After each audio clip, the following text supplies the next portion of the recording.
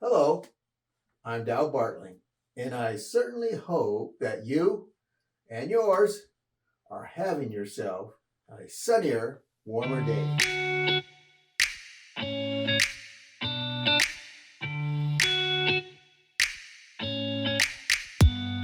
Yes, the older I am, the more that I think. And I think over the years, kind of been using different tools, almost the same type of tool or resource, but in a little different venue, if you will. Books. I love books. Well, I've kind of switched from the hardcover to using Audible. I listen to audio books. And one of the recent ones that I'm starting to listen to is by kind of a mentor. I heard her over COVID, and to me, she had some very particular goals for us to consider, and I really could relate with those. Her name is Kendra Hall. Now, Kendra is originally from just up north, Minnesota. And then through her career, she now lives in Montauk, New York. But Kendra has this new book, and it's entitled The Story Edge. And I'd like to share with you just a little bit of it. I would highly recommend it. She has other books too that I would highly recommend. But in one of her chapters, she speaks about bad news.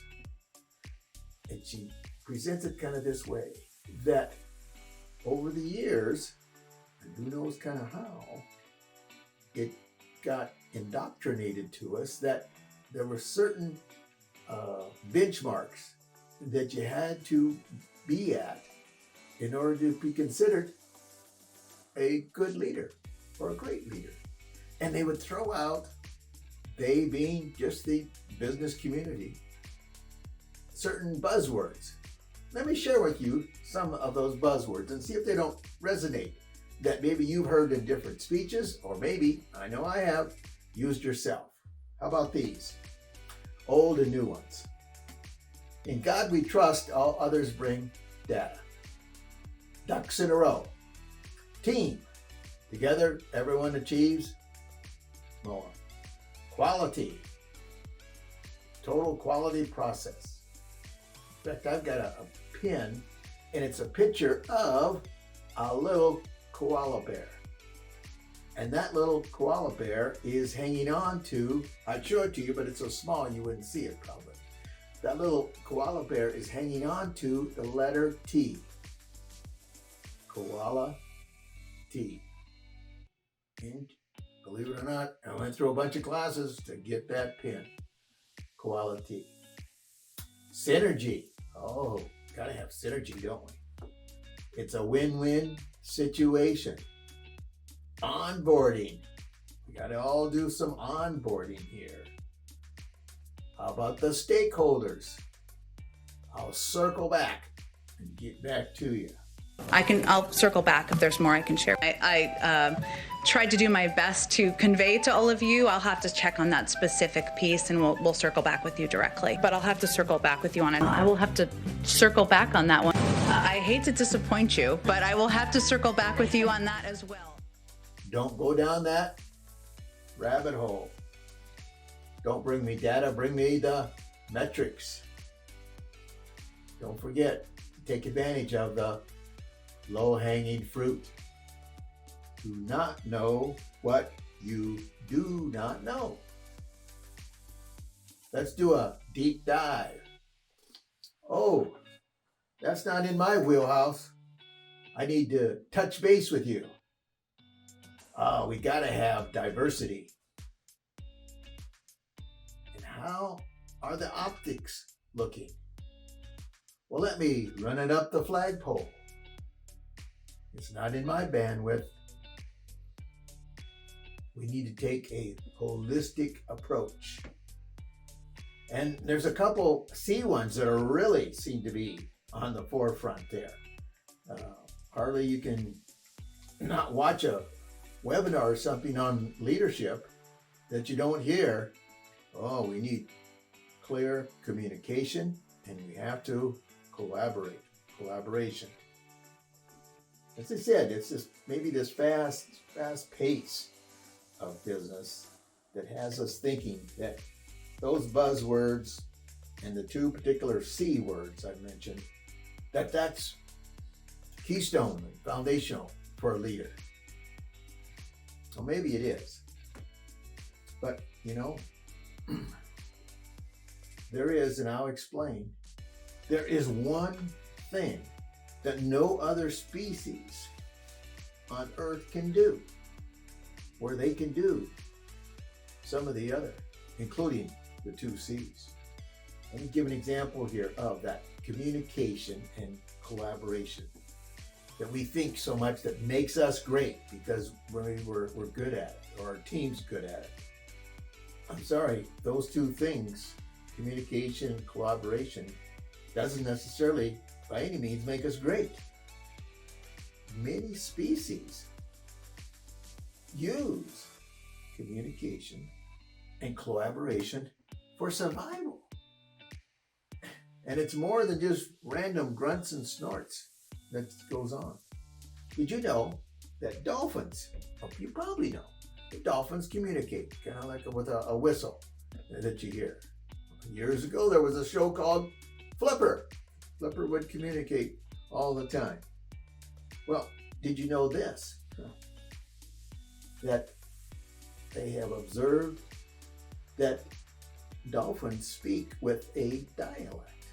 There's a certain group of dolphins in southern Brazil that their whistle is done with a dialect. It has been developed over years and years and years and years and years of the dolphins' interaction with the local fishermen.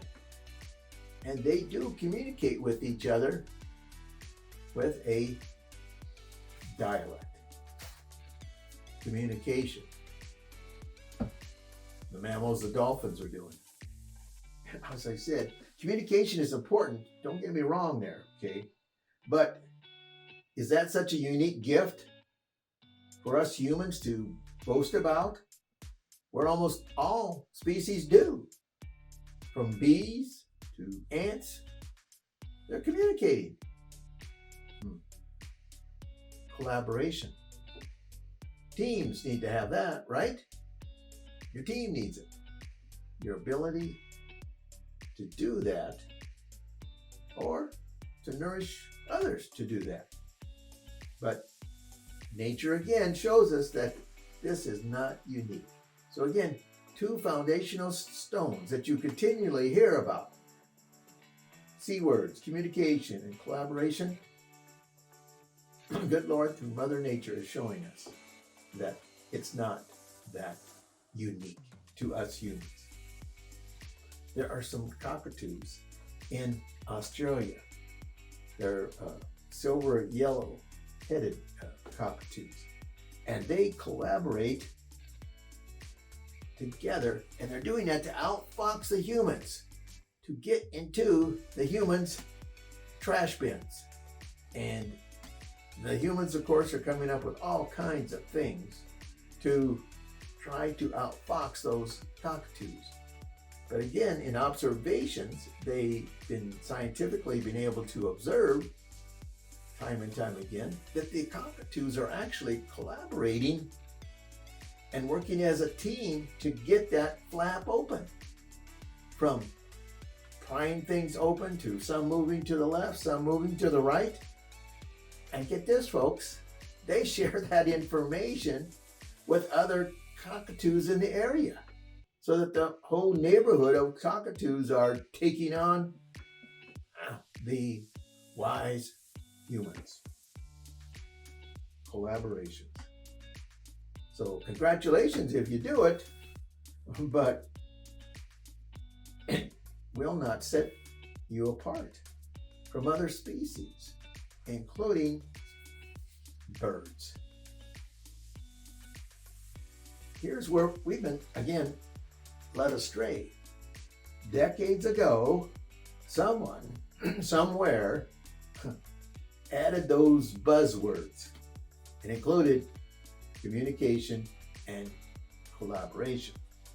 And all those buzzwords I mentioned, along with these two, they're kind of like a lexicon of must-haves. You must have these things in order to be a great leader.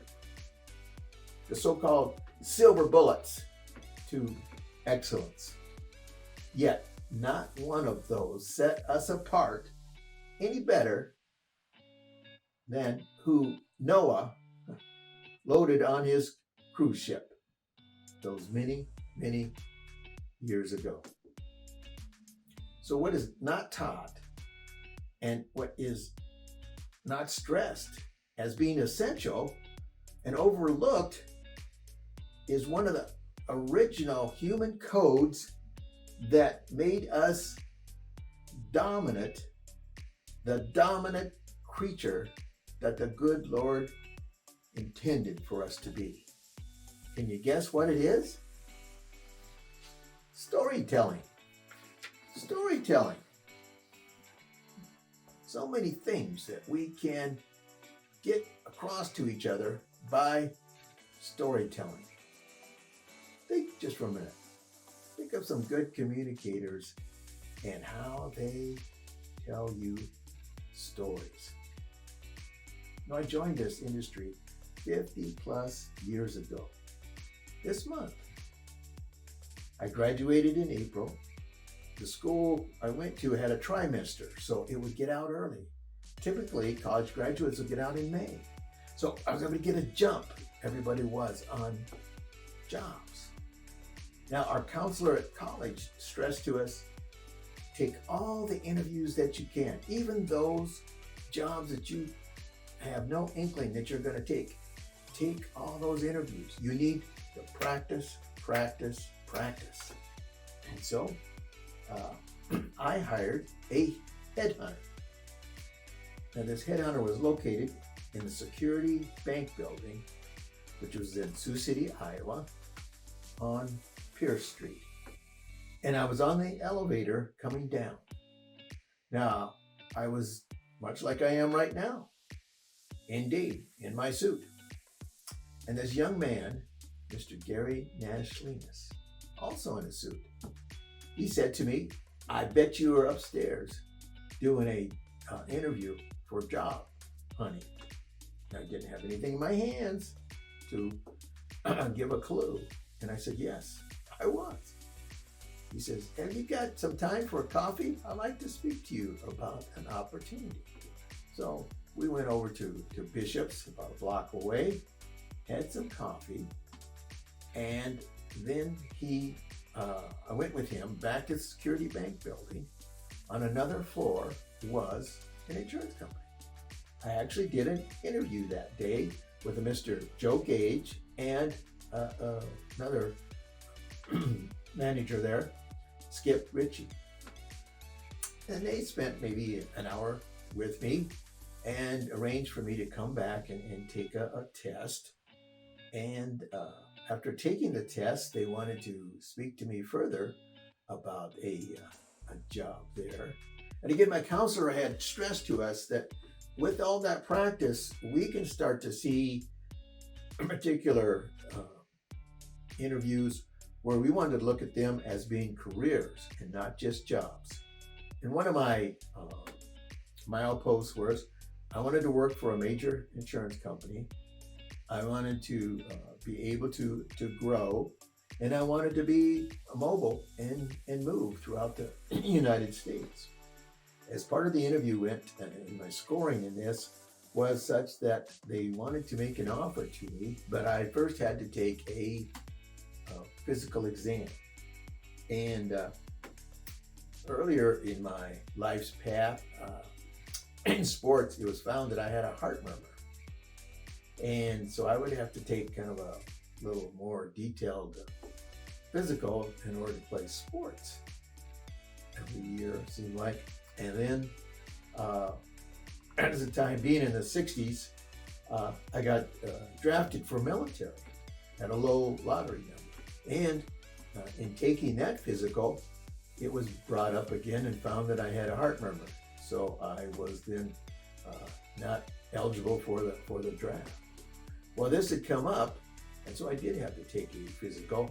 I remember I had to take a barium swallow, and then they took x-rays and other things while I had that barium in my system there. Well, I seemed to pass the physical. Now, also at the time, back at that time, there was such a thing put on by the government called affirmative action. And so being this Latino, that was actually one of the advantages of that particular major insurance company of hiring me. So that's how I was then hired with that insurance company in Sioux City, Iowa. And it is taking me to Nebraska, Iowa, Minnesota, North Dakota, South Dakota 2 times, and almost kind of turned down New Mexico, Ohio, and New York.